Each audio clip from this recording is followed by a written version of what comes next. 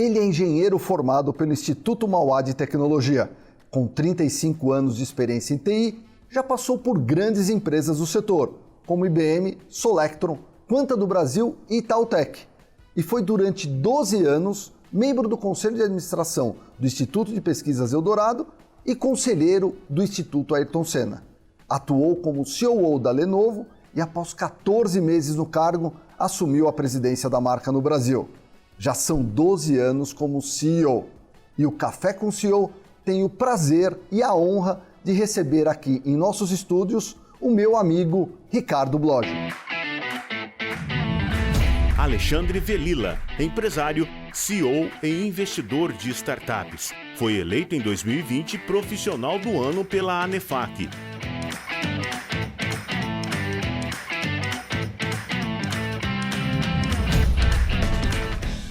Ricardo, vamos começar essa entrevista aqui, esse bate-papo, bem direto ao ponto. Conta um pouquinho sobre a sua trajetória profissional, uma brilhante trajetória profissional, os desafios que você enfrentou ao longo desses mais de 35 anos de carreira e o que para você foi importante e imprescindível para sentar na cadeira de número 1. Alexandre, eu sempre fui muito técnico, né? Eu venho de uma família de engenheiros, né? Me mirei muito sempre no meu pai. E eu lembro que quando adolescente, né, eu sempre gostei muito de mecânica, né? Então eu me imaginei sendo um engenheiro mecânico. Mas ao longo dos meus estudos, eu comecei a ver toda a novidade de computação pessoal na época. Nós estamos falando aí nos idos de 85, 86, e o que ia acontecer com esse mercado, semicondutores, e me apaixonei pela área de eletrônica, né? E foi aí que eu decidi realmente fazer a minha formação em engenharia eletrônica, onde eu comecei minha carreira. Comecei minha carreira praticamente na IBM, com especialização em automação e robótica, foi onde eu me especializei, justamente quando eu estava me formando. E isso foi me levando a gostar sempre muito da área técnica, né? A área de fabricação, a área de desenvolvimento, onde eu acabei desenvolvendo minha carreira. Todos, praticamente 14 anos na IBM, né?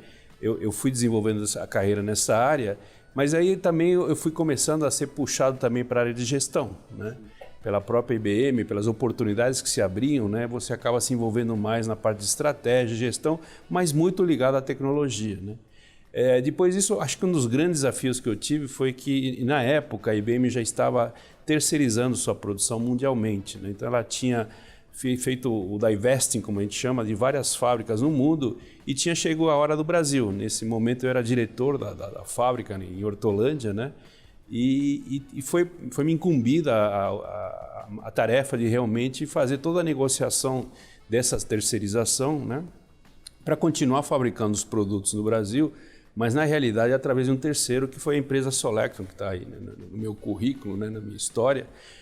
E acho que esse foi o maior desafio da minha vida, né, porque eu tive que, de repente, pegar uma equipe que trabalhava comigo, trabalhamos juntos praticamente por 14 anos, e convencê-los, entre aspas, a migrar de uma empresa tradicional, né, uma família, que eu digo IBM, para uma empresa nova, relativamente nova, da Califórnia, né, de origem nos Estados Unidos, com um conceito totalmente diferente, né? Então, acho que o meu grande desafio foi como fazer essa transição com sucesso, né?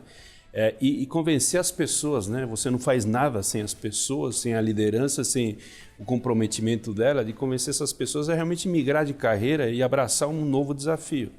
E acho que com muito orgulho posso dizer que a gente fez isso com muito sucesso, né? Graças às pessoas. Essas pessoas acabaram também se desenvolvendo na sua carreira ao longo do tempo. Então, alguns imaginavam, puxa, eu vou sair da empresa e não vou ter mais carreira, mas pelo contrário, acabaram desenvolvendo uma carreira. E dali eu fui trabalhando, fiquei praticamente como 6 anos como presidente dessa empresa. Enfrentei a bolha de telecom, como a gente chamava na época, né? Ou seja, teve toda aquela privatização no Brasil na área de telecomunicações, estação radiobase, o começo dos telefones celulares, né? E a gente fabricava para várias empresas nesse setor, né? E aí, de repente, você vê que essa bolha, né, esses investimentos todos começaram a diminuir e você vai ter que buscar novas oportunidades, novos negócios, e mantendo a empresa expandindo no Brasil, né? A gente fez isso com bastante sucesso. Dali nessa minha trajetória tem uma coisa, acho que muito a ver com o teu programa, né, que é a parte de investimento, né, de empreendedorismo, né? E aí nesse momento eu falei, se eu não empreender naquele momento, com aquela idade, Falei, não vou fazer nunca mais. Eu resolvi realmente, fiz um acordo com a Solectron, onde eu consegui transferir uma tecnologia que eles tinham para abrir uma empresa de tecnologia, que a gente chamava na época de Thin Client, né? É mais ou menos o que você vê hoje para quando você navega numa TV na internet, né? Hoje esse sistema está integrado dentro da TV, mas na época não tinha isso. Que a gente desenvolveu um sistema justamente para você poder navegar na tua TV, que estava começando, TV de plasma, LCD, você poder usar essa televisão para navegar na internet. E também uma empresa de PCs, né, tradicional, a gente chegou a vender no varejo. Então esse foi meu desafio, de empreender e começar uma empresa que depois acabou sendo adquirida por uma empresa multinacional que veio para o Brasil, que chama Quanta.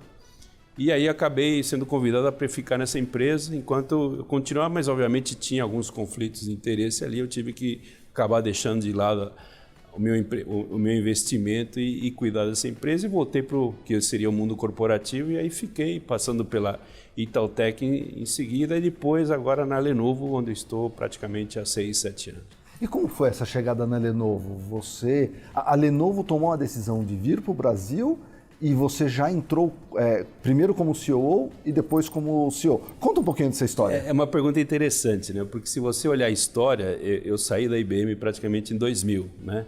Em 2005, eu já não estava mais na IBM, a IBM mundialmente passou sua operação de PCs para a Lenovo mundialmente. A Lenovo é uma empresa de 1984, começou na China, em Beijing, e era um distribuidor de PCs. Mas em 2005, e é considerado até hoje um case, né, desses de M&A, ela adquiriu toda a operação de computadores pessoais da IBM. Então, em 2005, a Lenovo estava no Brasil através da aquisição da IBM mundialmente, começou a operar aqui.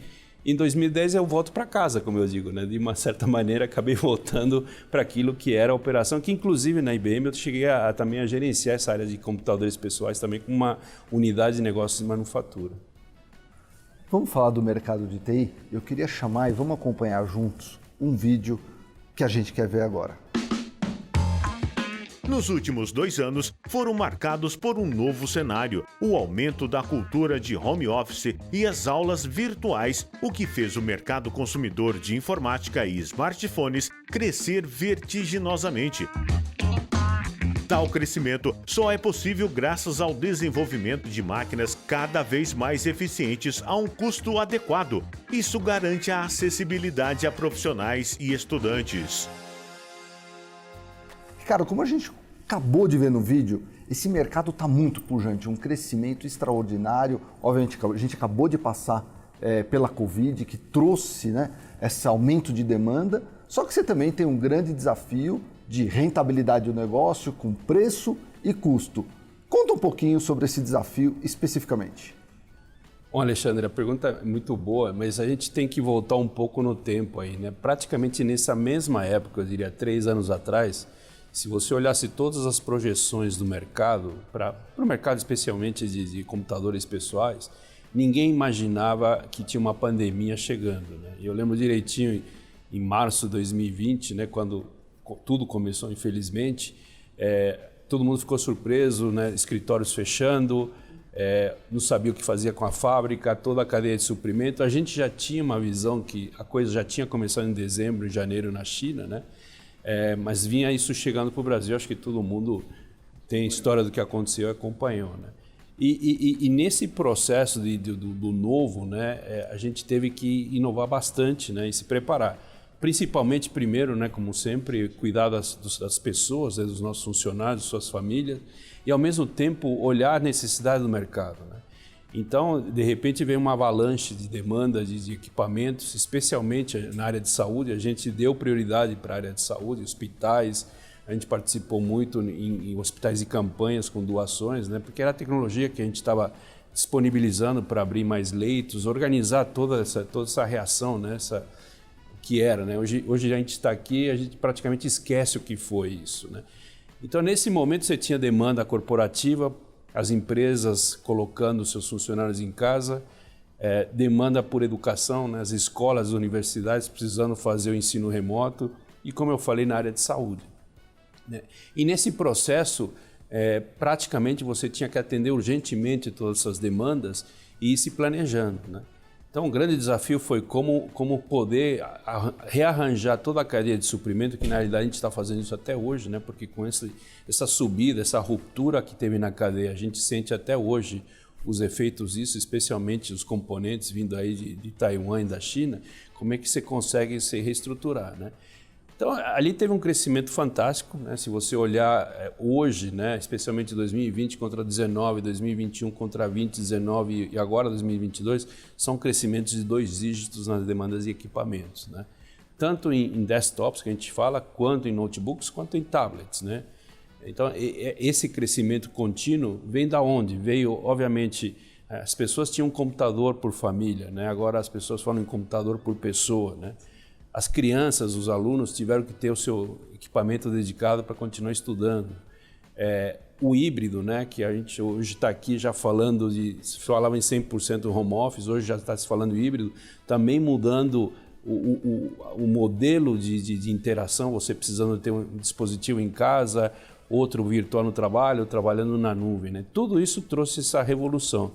A gente conversa com muitos clientes, né, que eles dizem que eles tiveram que acelerar projetos de 5 anos, especialmente na área de educação, para praticamente implementar em 2, 3 meses. O tamanho foi... E isso trouxe realmente uma transformação digital enorme e acelerada. A gente nem fala mais em transformação digital, a gente fala em transformação inteligente. Inteligente no sentido de você conseguir levar para os equipamentos mais tecnologia que consiga facilitar a vida das pessoas e das empresas. Tecnologias como inteligência artificial embarcada. Aí você fala, pô, mas que tipo de inteligência artificial? Tanto do ponto de vista de performance do equipamento, né, como a predição de falhas, especialmente no equipamento. A gente não pode lembrar que no período da pandemia, né, as pessoas estavam trabalhando em casa, não tinha mais, especialmente quem trabalha em empresa, aquele suporte do TI no escritório, tinha que ser remoto, as pessoas não podiam receber um técnico na sua casa para poder fazer o conserto. Como acelerar esse processo, tudo via online, tudo via telefone, né? E tudo isso realmente levou essa demanda crescente de serviços, né, e tecnologias inovadoras para esse sentido. Na área da educação, como eu comentei, né, levar equipamentos que consigam trabalhar mais rapidamente na nuvem. A questão de câmeras, né, ficou mais demandada, né? Acho que hoje todo mundo nunca usou tanto a câmera do celular, do notebook, né, acostumado a usar do celular, mas do notebook. Então a gente passou a investir.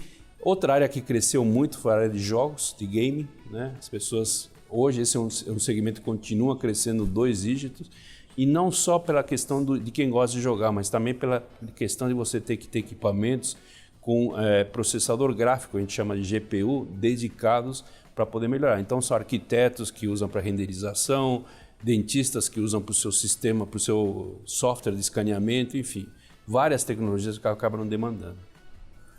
Pessoal, como vocês puderam ver, o Ricardo é visionário e ele traz aqui uma reflexão. Não se fala mais em transformação digital, é transformação inteligente. Vamos ficar muito atentos a esse novo conceito e vamos se desenvolver e ter muito sucesso. Ricardo, queria pegar o gancho teu e falar um pouquinho sobre canais de distribuição. Você tem a questão da renda, você também traz todo esse lado social. Fala um pouquinho para o pessoal que está lá em casa sobre esse novo conceito da Lenovo. Bom, na realidade, a gente sempre trabalhou muito através dos nossos parceiros, nossos canais, né? A gente chama dos varejistas, os canais de distribuição na área corporativa. É uma parceria muito forte que a gente tem mundialmente e cada vez mais forte aqui.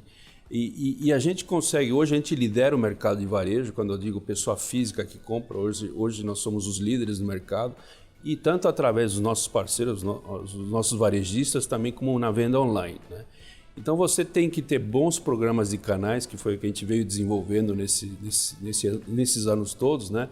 Programas que incentivam os canais a atingir e exceder sua meta, com ferramentas automáticas, né, de precificação, de incentivos, suporte técnico para essa. Então você trabalhar com esses canais para eles crescerem junto com vocês, né? E hoje a gente tem expandido isso cada vez mais para que eles possam oferecer todos os produtos da Lenovo mundialmente. Desde o bolso até a nuvem, desde o celular da Motorola, que é do grupo Lenovo, passando pelo notebook, pelo desktop, até os equipamentos de infraestrutura na nuvem, ou eventualmente passando por um tablet também, um óculos de realidade virtual. Então, tudo isso sendo feito através do canal, onde ele consegue agregar mais valor. E também a gente tem a opção de venda direta, mas a gente não compete com o nosso canal, a gente se complementa nesse processo. O brasileiro, ele é aficionado por esportes de emoção, principalmente pela Fórmula 1. E eu sei que você tem aí um projeto com a Fórmula 1 que eu quero apresentar para o pessoal que está lá em casa. Vamos assistir um vídeo?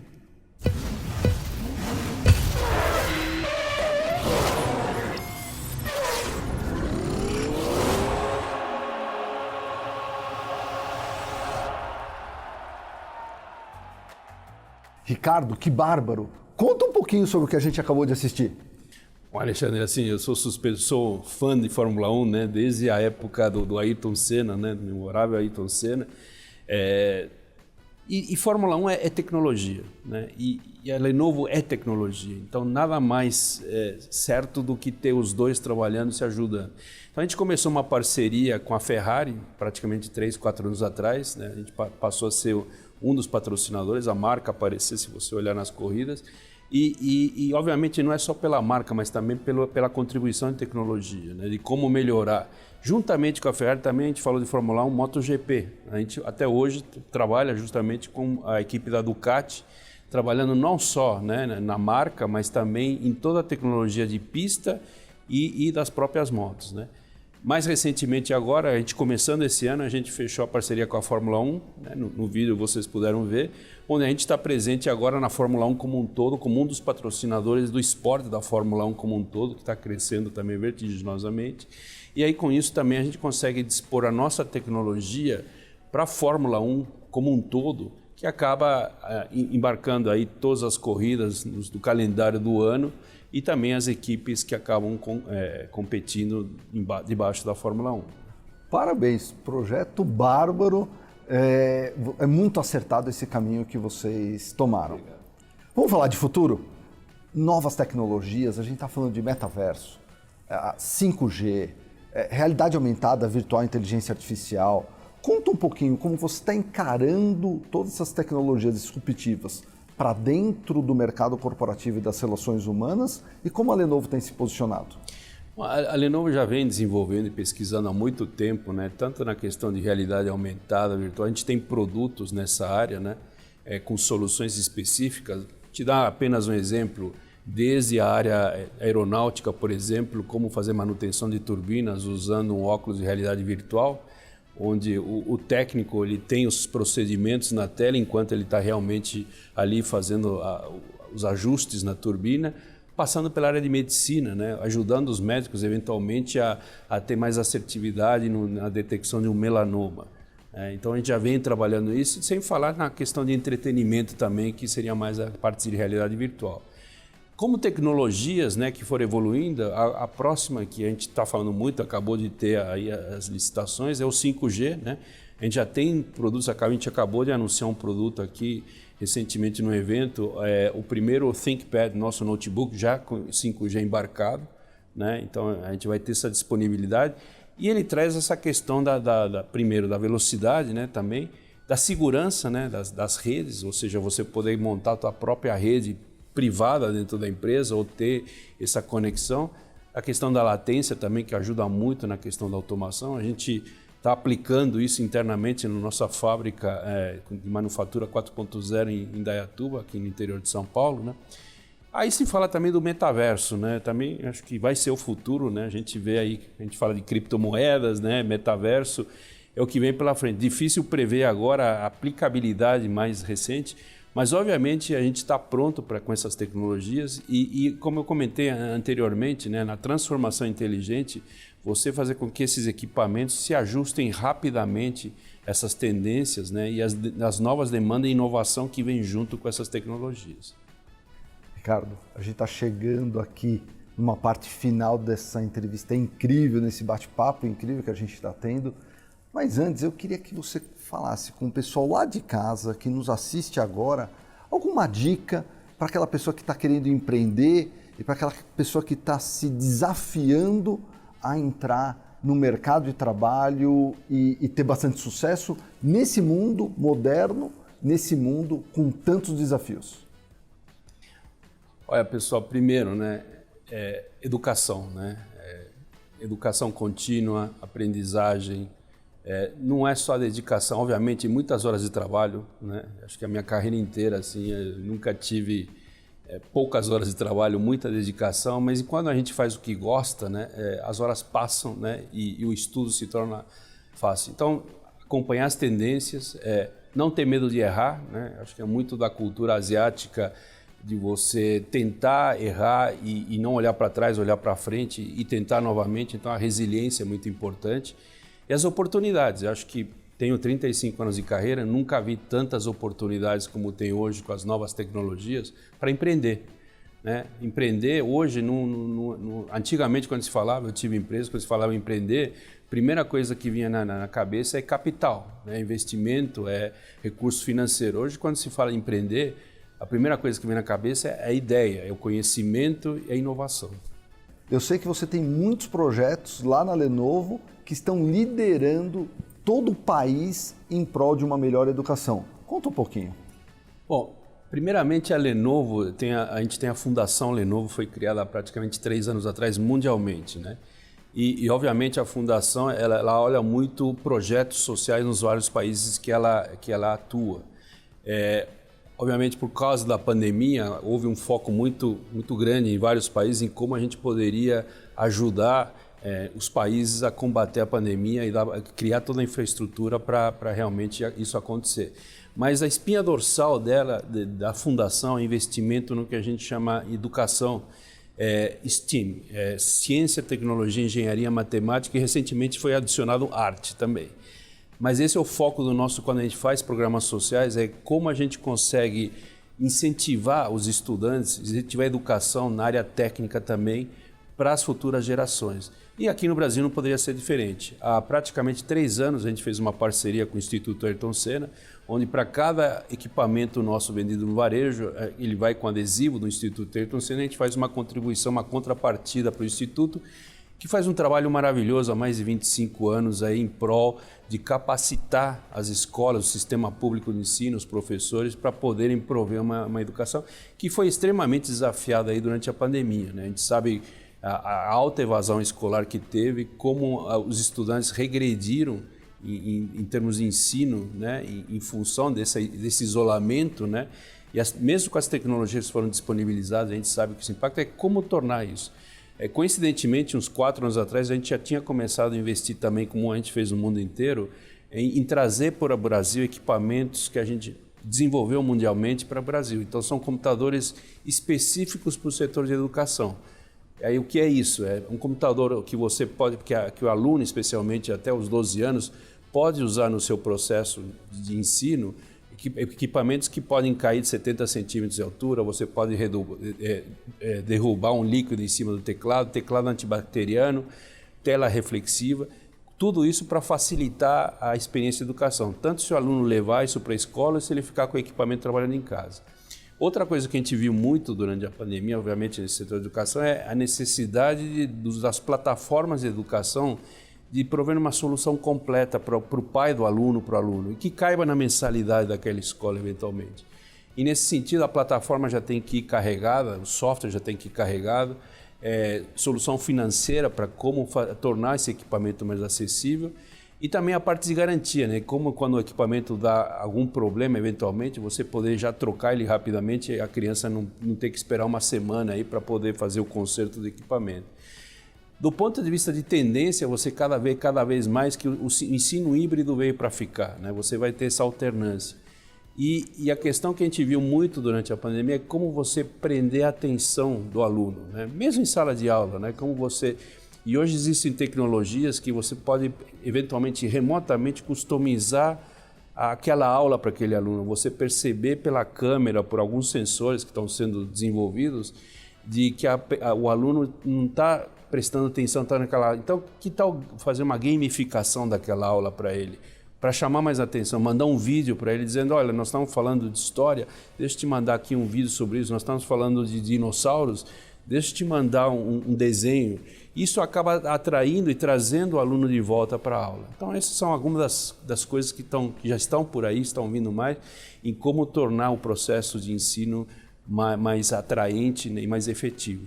Ricardo, Bárbara, essas iniciativas que vocês estão tocando ali, muita coisa em educação e, enfim, acho que a gente pode esperar muita coisa boa na educação do Brasil, esse país tão carente aí para uma educação de alta qualidade.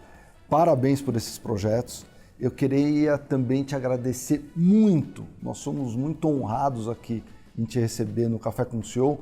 Foi bárbara essa entrevista. O pessoal lá de casa que nos assistiu, tenho certeza que eles gostaram muito dos insights que você trouxe e de toda essa visão de empreendedorismo e como liderar uma empresa com muito sucesso. Parabéns e obrigado novamente. Eu que agradeço pela oportunidade. Obrigado. E acompanhe também o Café com o CEO nas redes sociais.